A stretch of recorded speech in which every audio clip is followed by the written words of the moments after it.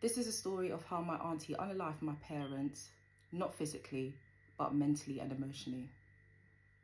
So before I get into the story, I do want to say that I have some receipts and some pictures that I will be inserting throughout this video. So let's start. So both of my parents were born and raised in Ghana, and they initially met, in Ghana in the early 80s. And when they first met each other, I remember them both telling me that they instantly fell in love with each other. So fast forward into a few years, something happened in Ghana.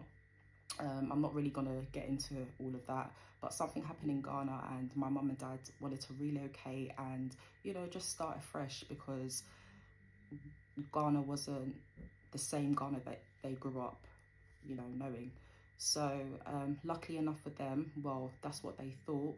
My mum had two older sisters. I'm going to call them Sister One and Sister Two.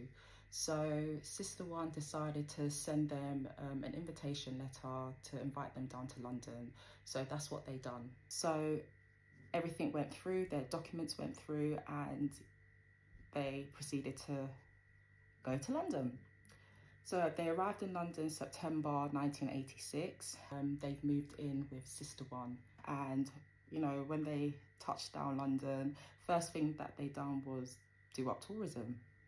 So, they went to central London, went to Buckingham Palace, Trafalgar Square, etc., etc. Just living it up, having fun. Like, that was the first time that my mum has ever travelled. My dad's has travelled previously because he was a soldier when he was in Ghana, so he travelled when he was in the army, so travelling wasn't new to him. But for my mum, it was very exciting, like, wow, she's in London.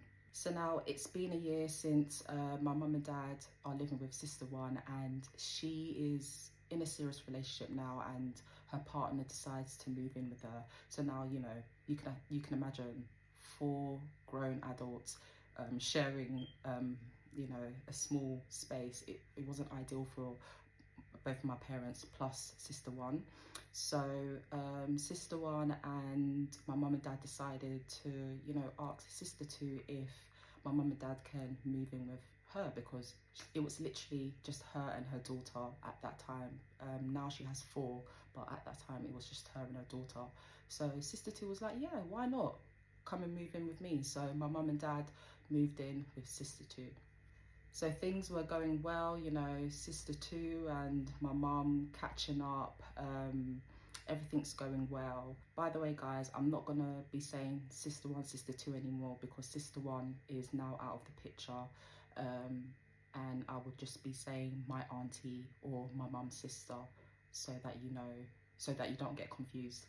So now my mum and dad have been in London for a while now, just over a year, and they're starting to get a bit bored now. Obviously, when they was in Ghana, they was always busy. Like I said, my dad was in the army, so he was always on his feet.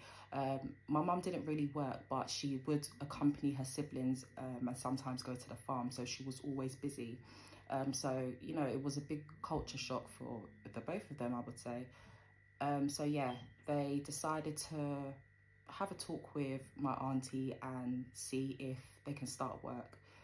So they had that conversation with my auntie, and the first thing my auntie said is, basically my auntie laughed in their face first and said, do you know what it takes to work in London? And obviously they didn't know, none the wiser, and she said, you are illegal immigrants and you don't have the status to work in the UK. So if you want to work, you would need to, require documents to work. So obviously my mum and dad were oblivious to how they can obtain all of that. And she came up with the idea of getting fake identities in order for them to work. So now the names that they used to work, they weren't actually fake, they were actually real people. So the name that my dad used was my mum's older brother's name, because he already had his status within the UK. And the name my mum used was her brother's wife's name. So yeah, they used that and they managed to get jobs. So my mum was working as a cleaner for an airport, and my dad managed to get a cleaning job for a cleaning company. So they were both excited. They were like, yes, like, you know, they're finally, you know, getting somewhere. They're gonna achieve their goals. One of their goals was to buy a property and, you know, to move out of my auntie's house. So, you know, working hard, saving their money, and this is where hostility starts and jealousy started with my auntie. So my auntie started seeing that they're earning, you know, small money, because my dad would offer to do shopping for the house, and he would give my auntie small money here and there, you know, to pay for a small bill here or a bill there. So she was like raising an eyebrow, like, these people have just come to the UK and now look at them. So she started acting weird towards them. I remember my mum used to say to me that she would try and spark up conversations with her sister, and her sister would just flatline ignore her. Like, she would just ignore her. She would not even acknowledge that my mum's talking to her. I remember my dad would tell me that there were times where she would just make little arguments with them. But upon all of this, they did not retaliate. My dad ignored it. And, you know, they just continued to put their head down and work hard.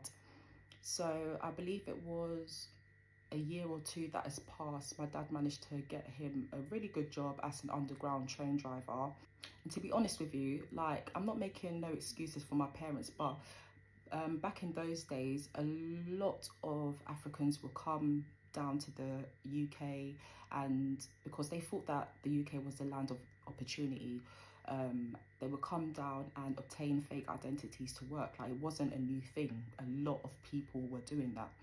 So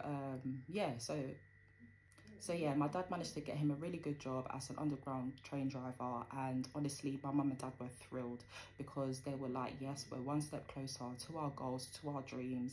And, you know, that was really important. And, you know, the focus for my dad really was to get out of my auntie's house, because he really could not take the hostility, because my dad does not like hostility. He was such a friendly person. If you really knew him, like, he was so down to earth. So yeah, I'm just going to fast forward a little bit, because there's a lot to this story. So I remember a time my dad told me that he was at work, and he came back home, and he went into his bedroom, and he noticed that certain things have been moved around. Things like his letters, amongst the letters was his pay slips, and he believed my auntie, you know, was the only culprit to do that. So he didn't say nothing. He just kept his head down, and he said to me it was like she wanted him to know she was snooping through his things. Why, I don't know, but, you know, those were some of the things that she would do, going through my dad's stuff, like just checking like how much he's getting paid and things like that. It was weird. It was very weird. But God being so good, they managed to get enough money to, you know, buy their first property, and that property was in Mitcham, which is in South London. So now the next thing that they had to do was sit my auntie down and tell her that, you know, they found somewhere and they want to move out. As you can imagine, my auntie didn't take it really well. She said to my parents that they're very ungrateful after everything that she's done for them. But, you know, my parents took every insult, everything that she said to them, and just said, thank you. Just thank you for everything you've done, basically, and deuces. So they left and, you know, moved out and started their life, you know. Now they've achieved getting their property. Their next step was to start a family. So my mum and dad were trying, you know, very hard to conceive, and unfortunately my mum suffered 2 miscarriages before she actually conceived me. So now she's pregnant with me. They're ecstatic, they're happy, everything's going, you know, right in their lives right now. So at this point, my parents and my auntie have not spoken. They do not speak. They've literally just gone their separate ways. That's it. So yeah, fast forward, my mum's, you know, at the last stage of her pregnancy. So she's in her third trimester. And, you know, one day they're chilling at home and my dad said there was a massive knock at the door, like boom, boom, boom. And his heart just stopped. He was like, we're not expecting anybody. Like, no one really knows where they live. Yeah, so he was scared. So he literally got up. So as my dad was about to open the door just literally pushed him back. And who was it? It was police. So police were like, it's police, we're looking for Francis Pongs, police, whatever. And then my dad he was scared. He was like, oh, it's me, like, what's going on? So the police was like, oh, Mr. Apong, you've been arrested for, you know, dishonesty, obtaining a property by deception or something along them lines. I can't really remember what it was.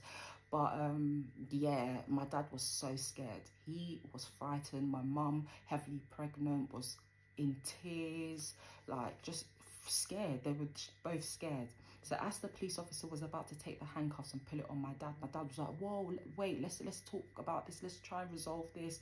But no, the police officers was not having none of it, and they literally slammed my dad down. And as the police officer slammed my dad down, he sprained his arm and he sustained a few injuries as well. It was really, really hectic for my parents. So yeah, both of my parents were arrested, you know, for that charge, and they were both taken away to prison. So my dad was taken to Wormwood Scrubs, and my mum was taken to Holloway female prison, and I believe that closed down in 2016 actually. So yeah, my dad spent 6 weeks at Wormwood and my mum spent 3 weeks at Holloway. So whilst they were in prison, my mum and dad used to always write to each other, especially my dad. My dad used to write to my mum more, you know, checking on her well-being, checking on the pregnancy, how I'm doing. Mind you, my mum was a month away from giving birth because, you know, she was in prison in October and gave birth to me in November. So yeah, this was all happening whilst my mum was in a vulnerable state. So you can imagine her state of mind. You know, even my dad, like, not getting to physically hold his wife, talk to his wife, you know, see the development, the growing of the bump, even though it's the last trimester, like every little thing counts. So yeah, in one of the letters, my dad wrote to my mum and said that he found out who was behind all of this, because basically my mum and dad managed to get lawyers when they were in prison, and my dad's lawyer obviously had to get all the witness statements and stuff like that for the case. And the first witness statement that, you know, was handed to the lawyer was my auntie's statement, and the lawyer relayed this information back to my dad and told him all the names that was involved. And yeah, my dad was in shock.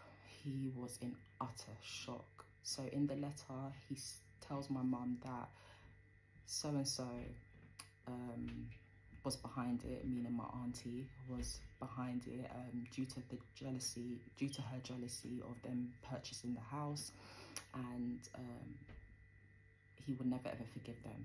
Like, he would never ever forgive them. But not only that, my auntie got others involved, and those others were, you know, friends. My parents thought they were their friends involved. So it was like a little ring of them, and my auntie was the ringleader.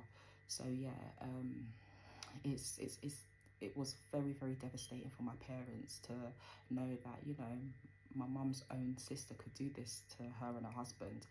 Not only that, but my dad managed to get, you know, my auntie's witness statement.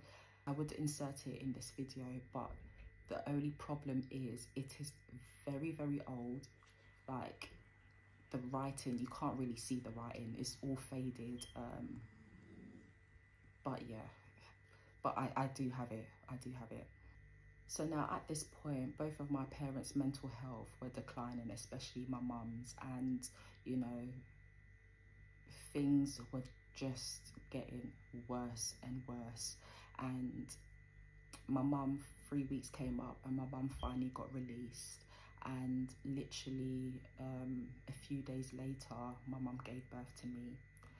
And I'm gonna end it here. Stay tuned for part 2 where I go into more detail.